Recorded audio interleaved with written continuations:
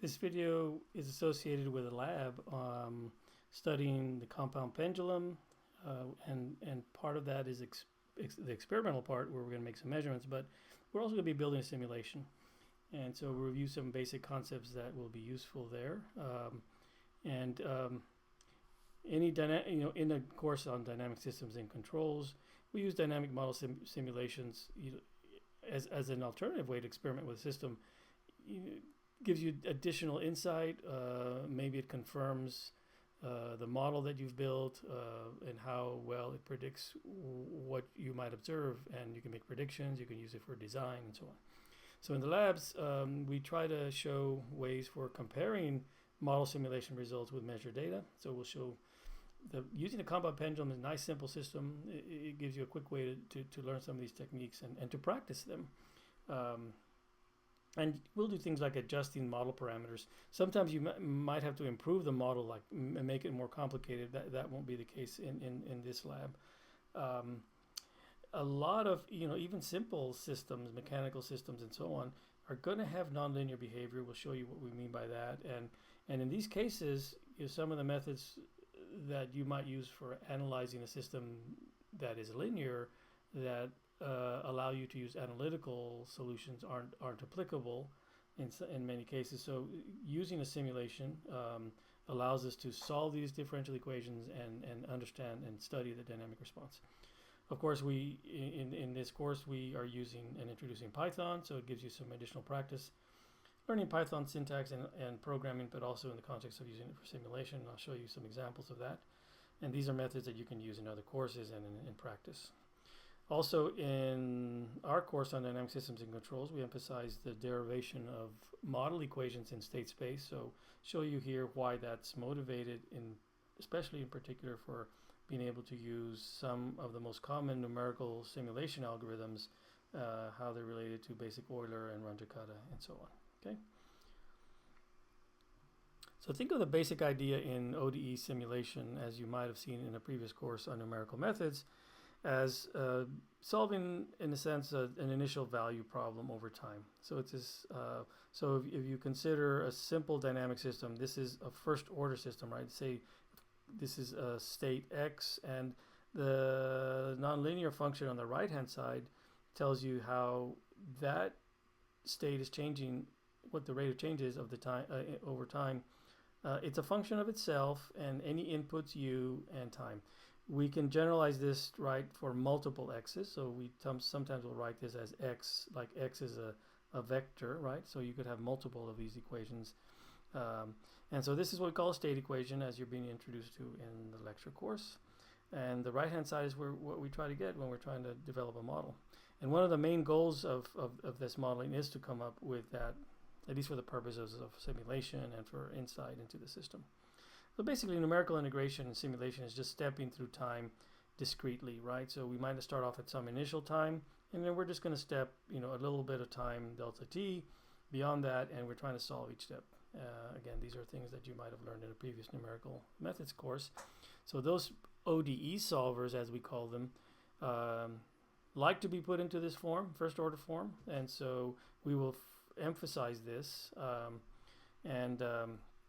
that single x variable there can be, as I mentioned, generalized into an n by 1 vector, and then I bold the x and the f and the x and the u here to show that these could now be vectors.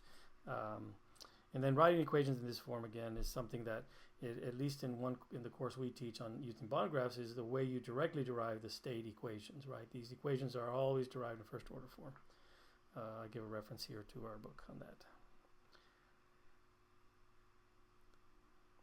I'd like to introduce the Euler or solver, which is the numerical solver. It's not Euler integration. It's Euler numerical solver, which is a Runge-Kutta 1. Just to illustrate, what we're basically doing, a good way to think about it in your head. I won't spend too much time on this slide, but think of, again, I like this graphic. It shows how we're trying to solve, or estimate rather, for the state x over time. You always need to have some initial condition of where x is starting from and some initial time, right? So you have these two guys, and you'll see when we show you some examples of simulation, you always start off at that initial, and what you're trying to do is, of course, march in time to the next step. What the f of x gives you is an estimate of this slope. So if you know the value of x naught here, f basically gives you this slope here, right? That's you give it the values of x0, t, and input. It'll give you that slope, and then you can just use basically a linear approximation to jump to the next time. So you can see that the smaller you make this time step, this delta t, the better and better your approximation. Of course, you don't want to make it too small because it takes forever to get a solution. At the same time, you don't want to make this step too big because then this error here is too large. This shows a step. So basically, this shows a true trajectory. Shows you the error there in that between the estimate and the trajectory. And of course, this is a simple Euler solver. So all it says is that, hey, I can approximate what this delta x0 is by just multiplying the slope times the jump, the step in time. And so to get my approximation of x1, I just add that delta x to my previous value, and I just march in time. Very simple. All solvers basically do very similar things. It's just this approximation for the change in x might be, you might use multiple approximations for how to get there. So this uses just one evaluation, and that's why we call this a Runge-Kutta 1, the Euler solver. But there's higher order solvers, like RK4 that you learned about. And there's also more sophisticated solvers that might change the time step. So this is a fixed step solver. Typically RK1 and RK4 is a fixed step solver. You use the same time step, and that's all we'll use for this course. But you can also use some available solvers that adjust the time step in order to minimize error, and they might make adjustments. You might try to make a jump. If the error is too large, you might adjust the time and so on. So and you can find those available for your use in Python and in other software like in MATLAB and so on. Okay, so the Euler method is again the simplest solver. It's nice. It's used in a lot of applications. So you have to make sure that your time step is very, very small in order for the simulation to converge. If your time step starts getting too large, it can begin looking like it's running away from you. Like you might see the response grow and become unstable, and that's usually because your time step is too small. So just keep cutting the time step in half until you get convergence, so to speak. So we call that a first order Runge-Kutta RK1. RK4 is what we often use. It doesn't cost you that much more. It's 4 evaluations, and you can generally take larger time steps. And again, I just discussed some of these other packages as I've mentioned in the previous slide. So I have for you here a real simple implementation of an RK1, and then some of the examples that we'll provide for you. You can just add this little function at the end of your code and use an RK1. I'll show you an RK4 fixed also. Also have an RK module that you can import and then use these functions that way as well. I sometimes just like to add this at the end.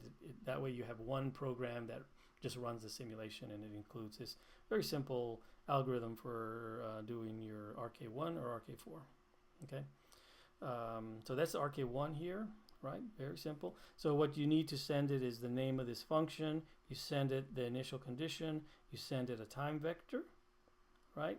And usually it'll import any parameters, but you typically don't need to make any changes to this little function here, and it'll work. Okay, and what it sends back to you, in X here, is the array, the solution over the time vector, right? So it'll give you all of these values, right? Because it runs a for loop. So you just have to send it, and I'll show you an example. You send it the function name, you send initial conditions for each of the states, send it the time vector, and it sends back to you a solution. Okay. And this is the implementation. As you can see, not much of an extension for evaluating this 4 times. Here's the baseline RK4 algorithm that you can find in any textbook on numerical methods. Again, this is also included in this module, but I've started just including this as a function within my simple simulation scripts that I provide as examples in this class. So you'd never have to touch this Again, these are fixed step algorithms, RK1, RK4. You could do 2 and 3 if you wanted. You could also import the SciPy, various algorithms for doing the same kind of integrations. There are adaptive time steps. There are other types of solvers that you can use. Again, I like RK4 Fix because it's simple. If it doesn't work, then I might move on to a more complex algorithm. Okay, so again, let's just see how we use this with this simple pendulum. Okay, I've already gone over this model in a previous video, but the idea is, again, for this case, when you derive the model, this has one differential equation. We might start off from Newton's law for the dynamics, right, for the momentum, and it says that j omega dot. Here we're going to have to choose the state, and this is one of the things that you learned about in your lecture classes. How do you choose the states of a system? I won't go into that here, but one of the states, there's 2 states in this system. One of them is omega, one of them is theta. It turns out you need 2 of them. It's a second order system. So to get the state equation for either h or omega, right, you use the dynamics equation. I'm going to choose omega here because we understand velocity a little bit better intuitively than momentum. But you could always just leave the equation in terms of h if you like. But here we have j omega dot equals, again, there's only one torque in this simple example, the gravitational restoring torque. And that torque, the relationship for that torque is, as you know, mgl sine theta. Now you can write 2 state equations. One of them is omega dot. Again, I've divided by j there, being the moment of inertia. The other equation that we need is for theta, but we know that theta dot is just equal to the rate to omega. So omega is a state. So in terms of our state vector, right, you would say, oh, my state vector is theta and omega, right? And my state equations, right, are the rates of change of those guys, and that's theta dot omega dot, and that's equal to now my 2 equations, and I'll show that on the next slide, right? So we write this in nonlinear state space form. We align the 2 equations in this vector here, right? And this vector here is this f of x, right, u t, right? And this generalizes whether you have 1 state equation, 2 state equations, or 1,000, right? And this function right here is what you put into that function file that the RK4 Fix algorithm needs. All it needs to know is what is that, where am I starting, what is my time vector, and it'll give you the best approximation for what x is doing over time, given initial conditions, inputs, and the time. Okay. Again, I'll let you go over these slides later. I won't read everything here. So here's the simple implementation of these function equations, into the Python script that's needed, also into the example script that I've given you for this one example that you can find on our Canvas Lab website. The state equations can now be coded, right? And this is the part that you have to do as an engineer, right? Okay, I've derived the equations by hand, or I've been given them. I need to now put them into this function file. So you define a function. Here I'm calling this pendulum. It needs to have x, which x here is this vector of states, right?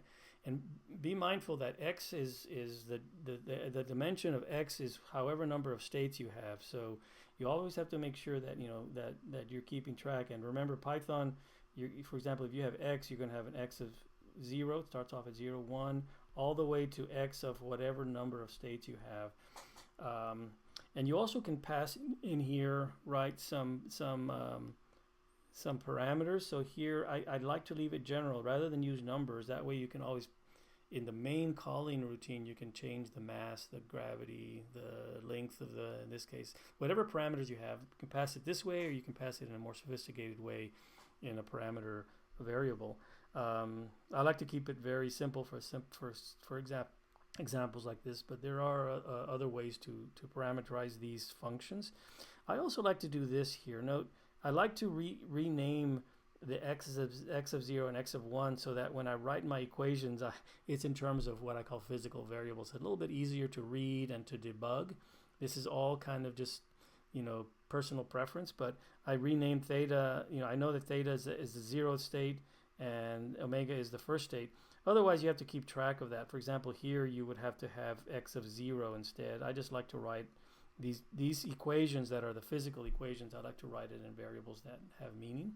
And as you read this, right, here's my theta dot equation, here's my omega dot equation, and you can see it's equal to omega, or it's equal to minus tau theta, right, divided by ml squared, which is a j. I also put into the RK4 fixed routine that I gave you a way to solve for these output variables, and so you can name, you can create this y variable, and you could have multiple variables here. You know, let's say you also want to know tau theta. Tau theta won't be available to you like to go into plot later, and I'll show you this in an example. So you can create a vector here of any variables that you compute within this function and pass them out as y, and I'll show you in the code how to do that. Okay, so now the function returns, right? Not only does it return the derivatives at each time step, and this is what RK4 fixed, but if you go back and use this function with the variables of those states, you can also compute all the y's. And again, I'll show you how to do that. And then you just kind of adapt it for all your different examples. So that's a very useful way to compute what we call these intermediate variables that sometimes are the things that are of interest to us, right, in an engineering practice. Okay.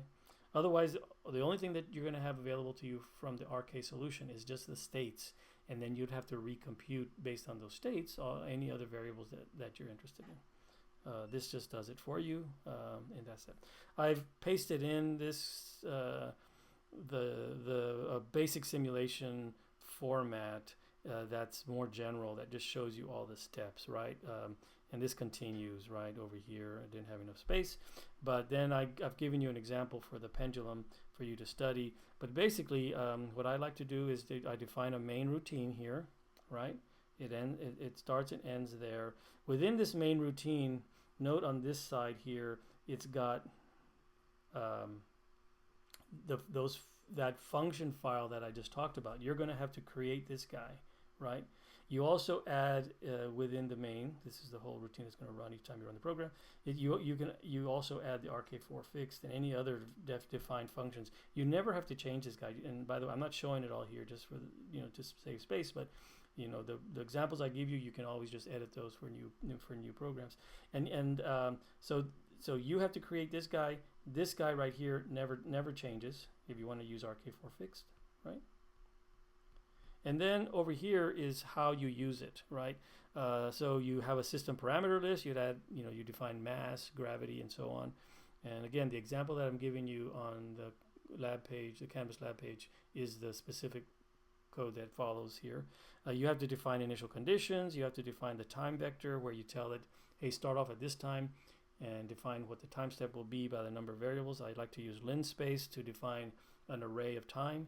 And note, you just then call, hey, give me in the solution, call RK4 fixed, you give it the name of the function, you give it the initial vector array of initial states, right, that you need to determine. You send it the name of the time vector, any names of the parameter values that you're sending. Sol then returns the whole solution for all the states. You just have to grab those. Finally, if you want to get those y values, you have to define some arrays. For example, here I'm saying, let's say I had y1 and y2 as defined in this function, and I put y1 and y2 in a little array. I can just use a little for loop. Now that I have the solutions, I send it back to solution, the time vector, and I go through step by step, and it gives me all the y values, right? Best way to do this that I've seen. Oops, I kept the MGL in here. That should that's the specific for the pendulum, but this could be for any function that you define. I hope that makes some sense. Please study the pendulum example that I'm giving you, because that has the more specific case, right? You're giving it the mass, gravity, length in the system parameter list. You have to define an initial condition in x0. So if I say take the pendulum, right, put it at 90 degrees, release from rest, that means that, remember, theta is from here, so this is your theta of 0. So theta of 0 is pi over 2. The computations are all done in radians.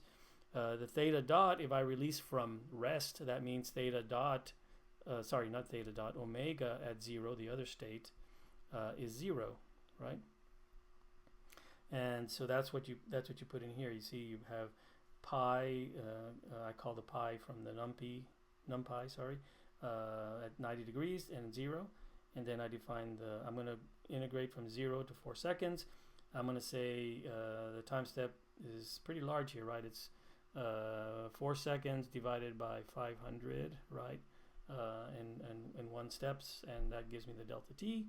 And then I just send all that to RK4 fixed. Then I say, hey, I'm computing tau theta in that function, and I want to compute all the tau thetas. I want to find all the tau thetas. I send it the solution, send it the time vector, all the parameters, and it returns for me the tau theta, and then I can plot everything. Okay. All right. So now let me switch over just very quickly and show you. Here's that pendulum sim. Python code, as you can see, defining the main part of the program. It runs all the way down to the end, and at the very end, as I said, there's I actually have the RK1 fixed in there too, but the RK4 fix is the one that I'm going to call. Both of those are in there, and the other function that I always have here at the very top is where I define system ODEs, as I just reviewed. Okay, I've got my plotting here, which I'll let you do the way you like, but that's included in the program that you can download from the Canvas website. And let's just run this, okay? And see, it runs relatively quickly on, well, maybe not. It's coming up.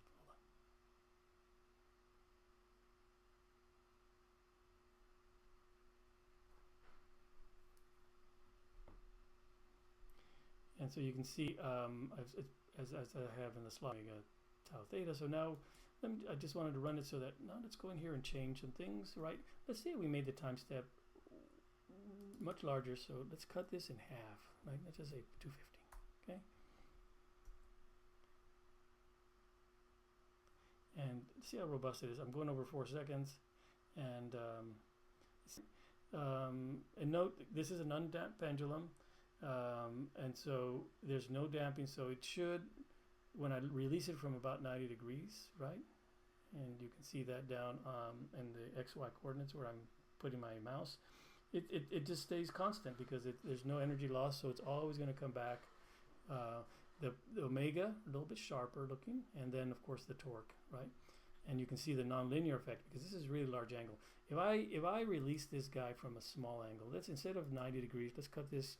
Let's say that's 0.1 of that. So it's almost 10 degrees. Usually this pendulum will stay linear if you're at about 10 degrees oscillation. Let's run it with a smaller initial condition, and you should see that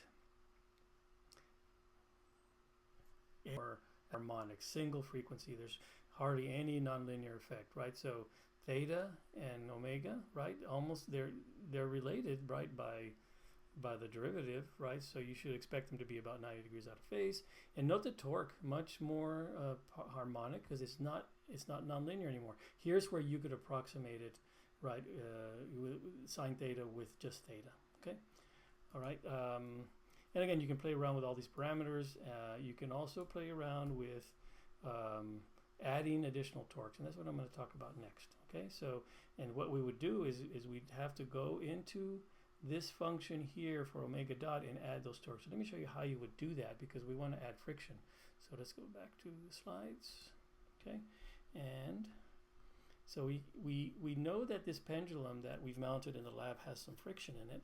So how do we add additional torques? We want to go back, right, to the H dot equation. That's the sum of the torques, right? And remember, this ml squared is only for the simple pendulum. When you're working with a compound pendulum, you want to change that to J. You have your tau theta, that doesn't go away, but now we need to add this other frictional torque. How do we model that frictional torque? Well, you can either have maybe there's a couple options here. One is sometimes we call it viscous friction. It's where you might have, I'm going to call this tau b, a linear torque, tau b as a function of omega, right?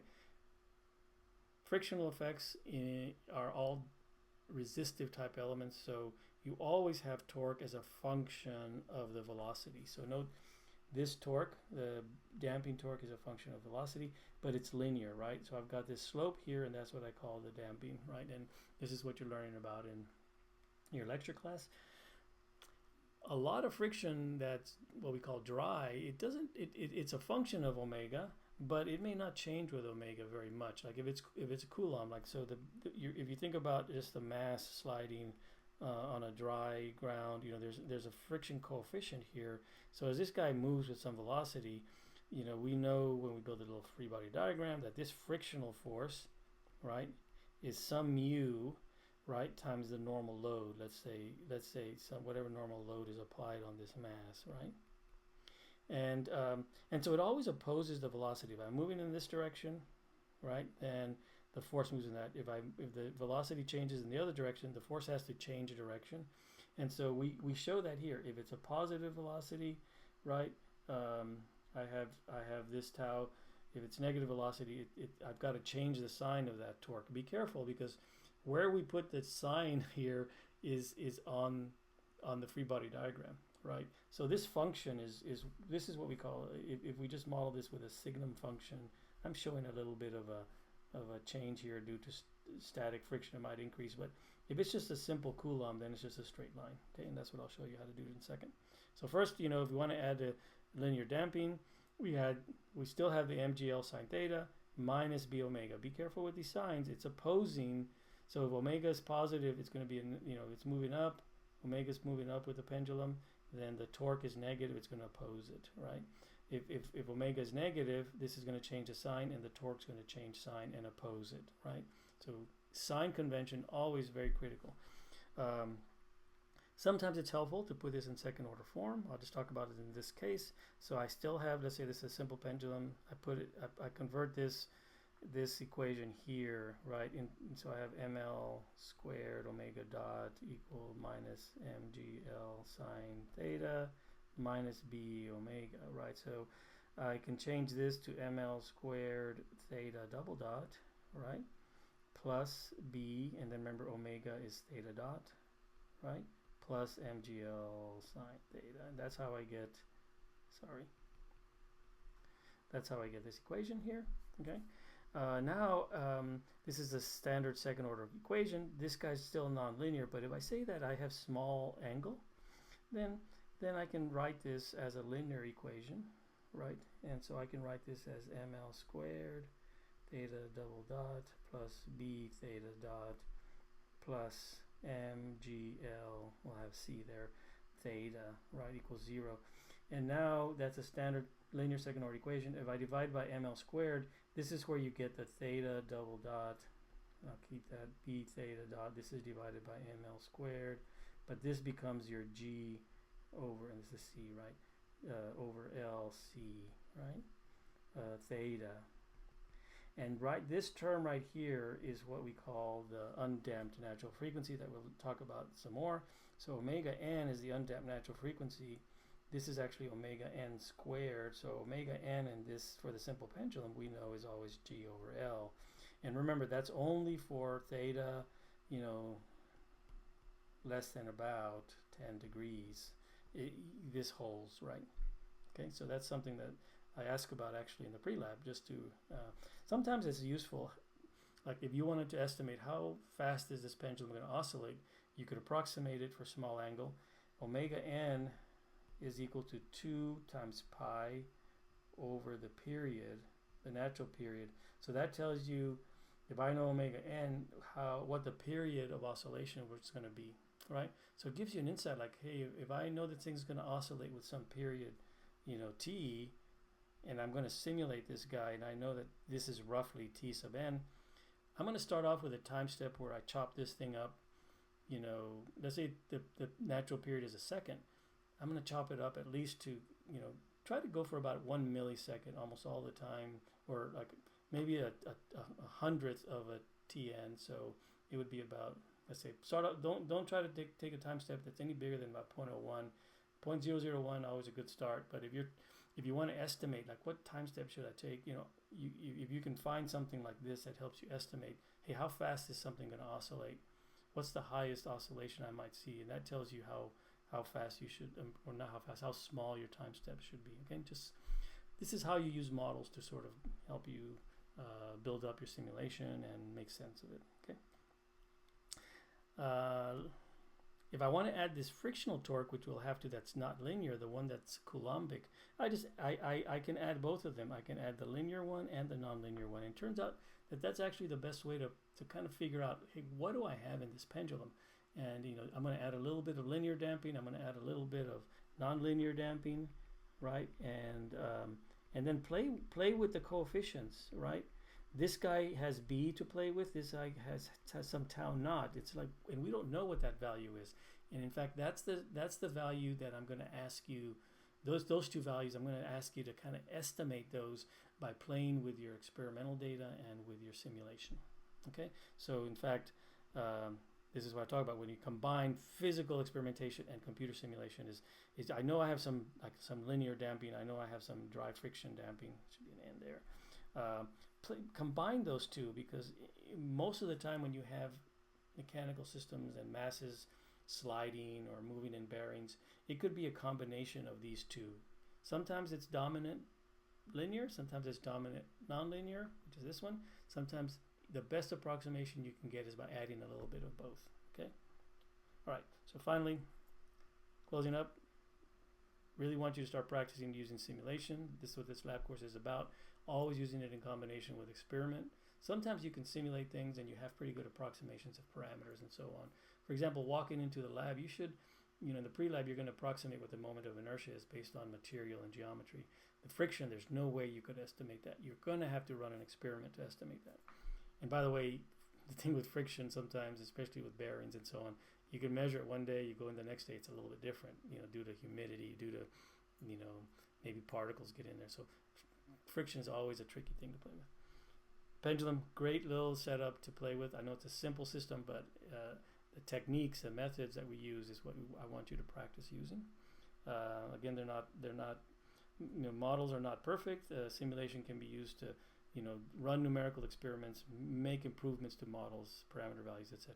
Finally, again, practicing, depending on your proficiency with Python, practice using it, come up with your own plotting routines, your own style, and so on, and gain a little bit more expertise in using that environment.